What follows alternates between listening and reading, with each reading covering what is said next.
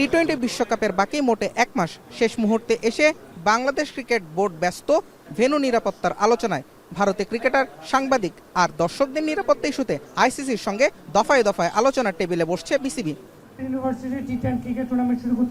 এরই মাঝে আন্তঃবিশ্ববিদ্যালয় ক্রিকেট টুর্নামেন্টের ব্র্যান্ড অ্যাম্বাসেডর হিসেবে উপস্থিত হয়ে তামিম ইকবাল বললেন, মুস্তাফিজ ইস্যুতে বিসিবির কর্মপদ্ধতিতে ত্রুটি আছে। জানালেন সিদ্ধান্ত গ্রহণের পথে তার মতামত। অবৈধ ইলেকশনের পর একটা জিনিসই করছেন, ওটা হলো টাইম বাই করা। মুস্তাফিজকে আইপিএল থেকে সরে দেওয়া অবশ্যই দুঃখজনক, এটাতে কোনো ডাউট নেই।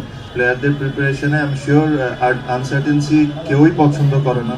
চলমান বিপিএল নিয়েও সমালোচনা করলেন সাবেক এই অধিনায়ক। বিস্ময় জানালেন চট্টগ্রামে খেলা না রাখায়। একটা মাঠেই আমরা দেখছি যে টুর্নামেন্টটা চলছে, which is again for me very surprising.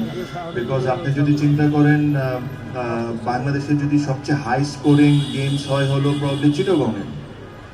আর আপনি ইন্ডিয়ায় খেলেন বা শ্রীলঙ্কায় খেলেন, এই দুইটা মাঠে কিন্তু খুব হাই স্কোরিং ম্যাচেসগুলো হয়। তো আপনি যেহেতু বিপিএলকে টি-20 ওয়ার্ল্ড কাপের প্রিপারেশন হিসাবে ধরছেন, আই এম ভেরি সারপ্রাইজ যে চিটাগংয়ে কেন খেলা হচ্ছে না। অবশ্য তামিমের ক্ষোভ এখানেই শেষ না। বিসিবি নির্বাচনকে অবৈধ উল্লেখ করে বললেন, কেবলই সময় নষ্ট করে যাচ্ছে সংস্থাটি। সমালোচনা করলেন ঘরোয়া ক্রিকেটের আয়োজন নিয়েও। জুবায়ের আহমেদ, এখন, ঢাকা।